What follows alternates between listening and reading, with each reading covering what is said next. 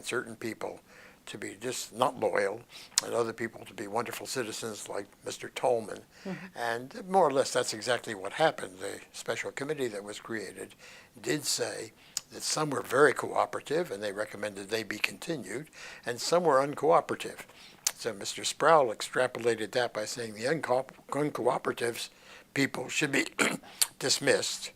And then the regents came along, Mr. Nyland, and said, dismiss them all. They're the only ones who were principled and the ones who objected. So they all were dismissed. And so it worked out the way I anticipated, that we would be fired. And so by that time, there were only about 30 left, who were 35 who were fired. You said that, I remember you said how Tolman reacted to Right. I happened to walk down when you had to go get your contract notarized, and I bumped into him on the campus, and he said, how you doing? I said, miserably. And he put his arm around me and indicated that his family was grown and his house was paid for, and there'll be many more battles in the future, and don't worry about it. The battle will continue. He was extremely generous in consoling me about that. So I felt much better through meeting with him. And you also didn't know that the court case would be won by the non-signers. Oh, of course not. We didn't know that. Yeah. That would take quite a while. Right. That's right. So that affects. And then when the living oath was imposed, it turned out very few of the people who were principled non-signers of the first oath just went ahead and signed it. So I was at a meeting one day, and I remember Milton Chernin saying, gee, I hear there were only 2 people who refused to sign the living oath. He says, why don't they speak up? And I said, well, I don't know who the other one was. And he was sort of shocked. But again, that was because in those days, Mr. Nyland, who was our chief culprit in the Board of Regents, and the brains of the Board of Regents, and was anti-war, and it was a very complicated political struggle on top of a principled struggle. He was the one who said they have no right to impose a loyalty on us, the state. We will not follow their edict. And so I said, well, he's not making it mandatory. Why should I sign it? I'm not going to go around volunteering to sign loyalty oaths. So I didn't sign it. And then they backed down. Yeah. I signed the second one too. And we continue to sign it to this day, every right, employee. That's exactly right. Every state employee. Right. And one mentioned the Communist Party and the other one didn't. One mentioned any government, any organization which advocates the overthrow of the United States government by force or violence. Well, I thought, well, maybe it would be the Red Cross. I wasn't sure. Okay.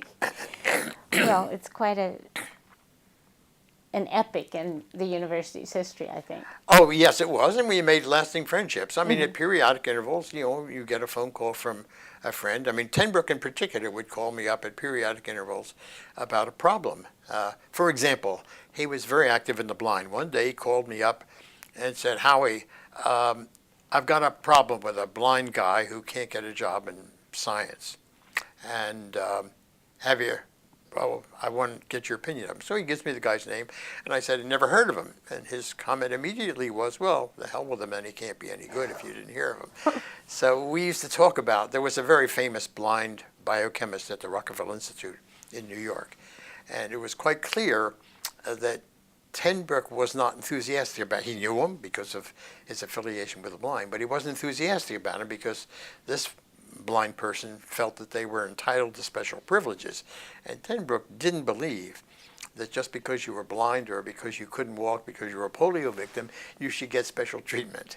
And he was extremely unhappy when I brought up this man's name as somebody that he did not consider a real friend of the blind. So if you're a real friend of the blind people or any minority group, he wouldn't be asking for special privileges for that group. And that was the nature of Tenbrook. He was a very tough guy. How do you think he'd feel about accommodation? I mean, now we hear about accommodation.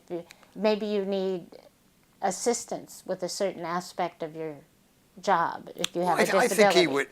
I think he would go for that. For example, I remember discussing an issue with him once when he started talking about the law of the poor.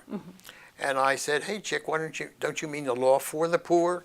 And he lit into me, absolutely not. That was the distinction, of versus for. And that would be the kind of issue. So he walked around with a cane, a white cane, but he had no animal, no dog. And he was extremely self-reliant. He would chop wood, and at his house was a monstrous house on Shasta or someplace like that, about 3 or 4 stories high, and he had no trouble maneuvering around the house. I would drive him in the car. He would say, "Turn now." I couldn't believe. So I used to joke with him. I said, "Chicks, do you drive a car?" And he said, "Sure." So, so he was very critical of the International Organization for the Blind in many respects because he thought they would cater too much for special needs, and he didn't believe in that. Didn't foster independence. Right.